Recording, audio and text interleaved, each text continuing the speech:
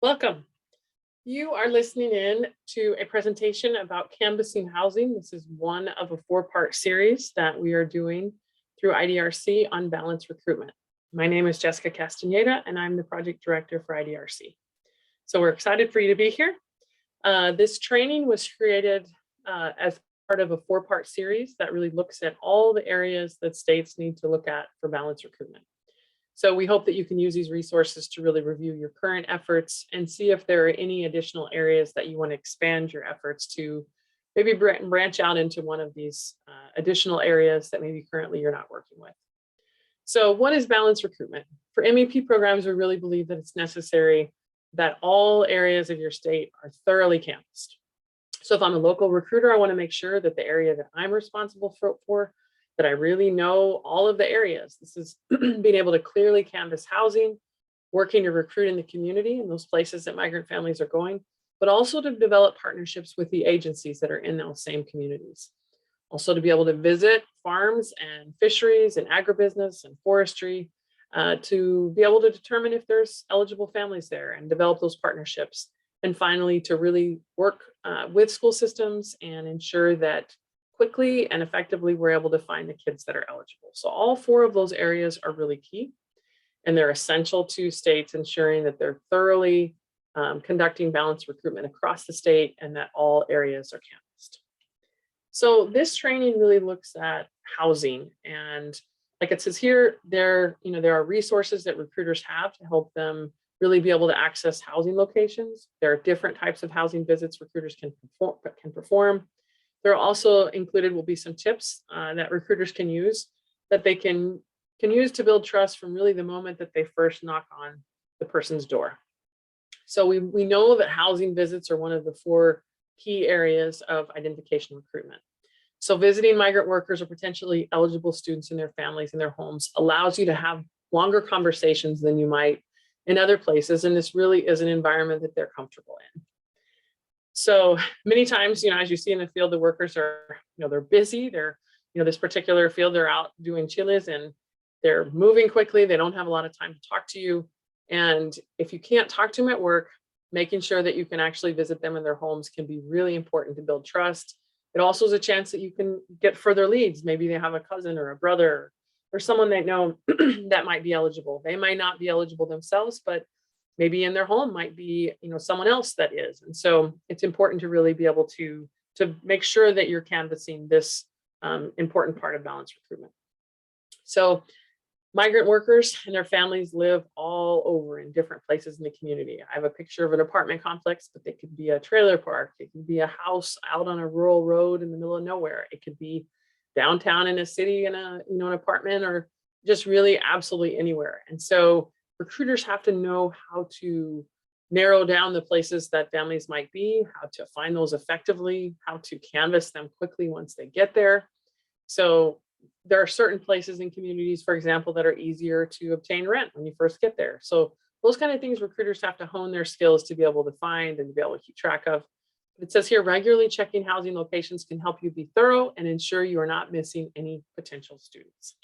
So that's really the heart of it. And so looking at this picture of this trailer park, for example, if you were a recruiter, you think, oh my gosh, how am I going to do this? How am I going to get through this whole place? Many potential families can be found through housing visits. And so housing visits can help you locate those that are difficult to find, those ones that you didn't find at schools, you didn't find at their work, you didn't find at community locations, and wow, they're home at 6 o'clock on a Friday night. And so there's things that you can do, ways that you can canvass quickly, but really want to emphasize how important it is for housing to be part of what you're doing as a recruiter to ensure that you're covering your area. So when you think about how, like it says here, what information do we want to learn? When visiting housing locations, recruiters should prioritize learning if anyone in the household might be eligible for the MEP, if anyone in the household is currently employed in an agribusiness, if anyone has specific immediate needs, if the family knows someone that might be eligible, if they have other community contacts in the community that might be good to talk to. So as you're out and about, you're keeping all those things in your mind and you're trying to think, okay, where are families? Where do they live? Where are they at? And it says here, a lot of information can be gained by keeping your eyes open and remaining focused on your surroundings. Even while driving, you can notice signs that can lead you to finding potentially new housing locations. Years ago, we used to, back when they had cable TV that had an extra language service, they would have the little tiny cable TV thing on the side of the house, and it would have it would have an extra prong for language service. And so we would drive along and look for that, but that has changed over the years. It maybe you live in a really dry area, but there's workers at a local dairy that the dairy is really wet, and so their tires are muddy and nobody else's tires are muddy. So you start to look for things that kind of give you ideas, and it may be very specific to your area. So there are a lot of items that are left outside or around houses that can indicate a potential migrant worker or student is living in the house. Some of those things could be the agriculture equipment, maybe some boxes on the porch that are specific to a nursery or to a specific farm. Power lines in fields near farms. I had an experience where we were looking for a farm out in the middle of, actually housing out in the middle of New Mexico for a potential family that might qualify. And we couldn't figure out where on earth the house was. It was way, way far out on this old dirt road. We finally found it by following the electrical lines. And so you could see where the electrical lines was going to go. And sometimes you could use Google Earth or something like that beforehand to identify. As you're out and about, out-of-state license plates, foreign language boxes on the porch or in the trash, trailers are housing near a farm site, white work vans, maybe muddy tires, and box trucks. A lot of times produce is moved in a lot of box trucks. So this is an actual picture from a porch of a family that was working for a local nursery in Tennessee. And so you could see, like, there's a few things on here. There's a poster of the Virgin Mary in the window. There's boxes of fertilizer. There's actually, it looks like one of those is like some scratch grain for some chickens, a Rosca de Reyes box in Spanish, and a beer from Mexico. And this family was actually found to be eligible. So these items, of course, don't make them eligible, but it's things that might be an indicator to say, I wonder who's working here. I mean, who's living at this place and where they might work. So another thing here, there's a truck right in the middle in Middle Tennessee. There's a lot of nursery work that's done, and they use those metal baskets when they dig trees out. They make a ball and they put the ball of the tree inside this metal basket. And then you can also see the tomato bucket right there. So agriculture equipment can give you a good indication of, where people are working at. And maybe you get really good at looking at noticing, H2A housing or things like that. There'll be things around that you'll notice. So it says here, the agricultural equipment you may find around housing will differ according to what is being grown or processed in your area. Research what type of equipment is used with crops or agribusiness. A lot of poultry processors will have aprons and boots that they use at work. And a lot of times those boots are right on their front porch. And so that can be something that can be helpful. Sometimes it's their work tag, or they have a parking spot that says they work at Tyson Foods that's right there on their car. So those kind of things can be super helpful. So when we look at the definition of housing, according to D2 on page 20 of the non-regulatory guidance, a residence is as a place where one lives and not just visits. And in certain circumstances, it could be boats, vehicles, tents, trailers, etc., that may serve as residence. So there's no limits as to be what considered housing as long as the student is living there. So just good to remember and think about when sometimes you may go to a place that you think, does someone actually live in this? And unfortunately, sometimes that can be the answer. But yes, they do. So there are different types of housing visits that you do when you're out. So one might be visiting worker housing. You just found out that there is an H2A farm that has specific housing that's identified on a work order, and you can see that. Or you may be visiting currently enrolled families and seeing if they have, anyone new has moved in. You can also visit old addresses where you used to have families, and then there's just conducting door-to-door efforts in a place that you're not sure. You might have a lead, you might not, but you're kind of going place to place to see if you can find anyone that's eligible. So many farm workers and their families live at housing locations near work. And so a lot of times you can pay attention to when you're driving around close to the work, if there's any housing that you can stop at to see if there's any potential workers. While visiting farms and agribusiness, look for trailers or houses where workers may live. Be sure to look close to fields where crops are grown, especially near dairy farms. Check all those locations. Ask, stop and ask people. That no harm in stopping in and saying, hey, I'm looking for families that work in agriculture. Do you know if any of your neighbors work in agriculture? And then someone might say, yeah, that guy right down there. And you can kind of ask that person for leads of who they know around. Not all farm worker housing is clearly marked or visible or has any sort of signs that might help you know. It says, don't assume a place may not be occupied. Be sure to keep your eyes open and look for housing you might have otherwise missed. So I've got two different pictures here of different types of housing, and we've seen them where it's been, decent housing, and then you think there's no way someone lives in that trailer, and they do. So, you can, sometimes you actually could think that the place was actually abandoned and there could be people living in it. So farm worker housing is best to visit in the evening or in the night when workers have finished, or early in the morning before you begin working. So sometimes if you think, well, I'm going to go 2 o'clock in the afternoon, you may find nobody. So you really want to know the work schedules of the guys that, or whoever you're visiting, migrant families that you're visiting or workers that you're visiting, that kind of when they should be back. If the housing is located on the farm or the agribusiness property, make sure to get permission.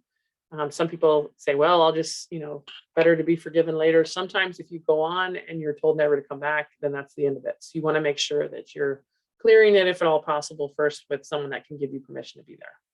Be sure to always have some sort of ID or business card so that if anyone asks, you can easily identify yourself. So visiting farm worker housing itself, there may be many workers living in the same location. So be prepared to ask if you can speak to everybody. Always ask if there's anybody else that lives there. That way you don't assume that you've talked to everybody and there were more. It says, while visiting farm worker housing, you may need to speak to large groups of workers at the same time. That happens a lot of times with H2A. You have a barracks and there may be 40 guys living in the same place. And so you've got to figure out how to talk to them quickly and to gain their trust and to be able to determine who possibly could be eligible. It says here, when it's important when speaking to large groups of workers that you clearly demonstrate why you're visiting and who you work for, and then what you're offering. So you want to have something in your hand, something that they're going to find beneficial. Some of those things that can be helpful is books to learn English, bandanas, gloves, resource guides, resources of community things that are in the area that might be helpful, and anything you think that a farm worker might need or that it might meet one of their needs. So we do have on the IDRC website, we have several resources that are available to help you know about housing. One of them is there are some housing maps. And so you can just go right on the front page. Let me go ahead and just give you a real quick view of that. Let's see if I can share my screen. I'm going to get there first. And so you can see here on the front of the IDRC website is, we've got a picture of a farm worker, but if you scroll down, we have some lists of maps right here on the front. And we have these maps for each state that can be super helpful for states to be able to view. And so I'm going to share my screen again so that you can see. And so we have the address and locations of both the work site and the housing sites. And so H2A housing sites can be super helpful to be able to find workers right there at work, at their housing, when they get done with work. So we have these available for all 50 states. And so you can access those right there on the front of the page or at this link. So when you get there, if you click on the name of your state, you'll be taken to the spreadsheet that has all the information for the work orders in your state. The second icon is for a batch geo map of all the work orders. Third is the spreadsheet for housing, and then also the link to the batch geo map. All maps have the password, if they require a password, of capital IDRC. So when you get those maps, you can go ahead and check out and see those actual housing, see how many people are living there, see where they're at, and get a description of the place. So the batch geo map will actually let you see those in real time in the map, and you can be able to actually use GPS if you want to be able to directly go there. So another thing that's really important is when you're doing housing visits to continue to visit your enrolled families, because they're still working out with the migrant community. They are currently employed by agriculture places, usually locally in your community many times, and they can lead you to potential new families. And so, like it says here, our currently enrolled families should be our biggest advocates and information gatherers in the field. So when you're visiting those enrolled families, you can, if they don't have a regular service provider, you can check in and see how they're doing. You can see if they have any immediate needs that need to be taken care of. You can gauge their views of kind of what they're thinking about migrant ed, and if there's things that you can do to help. You can also see if they know of anyone that qualifies, and you can provide them with information that they might be able to share with others. But hopefully we're serving our families and they're getting services from us very, very recent. So it's also important to remember that even though you may have spoken to a family the last couple of weeks, they might have encountered somebody new. So you want to make sure that they know to let you know if somebody new comes in, and that they're comfortable with sharing that information. Now, currently, the families that are receiving services often, again, this is something that a service provider can bring up and just see, who else they might know that might benefit from being, from being part of MEP. Another thing that can be helpful is keeping track of where the old addresses where we used to have families after they have left. You can develop lists so that you can kind of check on those places and see if they now have any new families living in them. So when visiting old addresses, always make sure you have your ID, make sure you have information for them, make sure you have your elevator pitch or what you're going to explain about the program. You've really thought about how you're going to share. Explain that you're back there because there used to be a family that was eligible there. That way they know how you have their address. Another thing that can be helpful is placing flyers in places that that migrant families have lived or currently live, so that if there are new families that meet that same criteria, they'll easily see that. And so you want to make sure that you place those in places that they frequent. So the other part of really canvassing housing is this idea of door-to-door efforts. So you just know that there's enough work to warrant that families could live close. You're kind of canvassing, you're trying to go, maybe it's a peak season and that they come to stay at a specific hotel or they stay at a specific apartment complex or specific areas. So this is just, thoroughly going door to door and trying to figure out where families might be. You can do this in trailer parks, neighborhoods, apartment complexes, hotels, campgrounds, farm worker camps, just anywhere that you think a migrant family might be residing. Make sure that the materials that you have to leave, like as a door hanger or as a pamphlet in their door, are going to be helpful. It's going to explain clearly who you are, how they get a hold of you, what you do, and why they would even want to get a hold of you. Another thing that can be helpful is figuring out who owns the places where families have come back and forth multiple times, maybe property managers or owners of homes that are rented out. Maybe they, specifically in Tennessee, we had a owner that had multiple housing that he could let us know when new families came in. And so he was also looking for migrant families to rent from. And so we would always let families know when they first moved the places that were available for rent. And so it was kind of a give and take where he would let us know who's new, and then we would try to get the word out about the places. A few other things that can be helpful is at rent.com, you can go and do a search for cheaper apartments. So maybe the lower end apartments where sometimes they'll have vacancies, and you can see which places have vacancies in your own community. A lot of times if a place continually has vacancies, this can be a place where people are coming and going. And so that could be a good place to visit. There also is a searchable, the mobile home village right here is a searchable database for trailer parks that are in various states. And so you can kind of see if any of those possibly have eligible families. So when you're conducting these door-to-door sweeps or efforts, you want to make sure that you've planned out where you want to go. You want to know which places you want to talk to.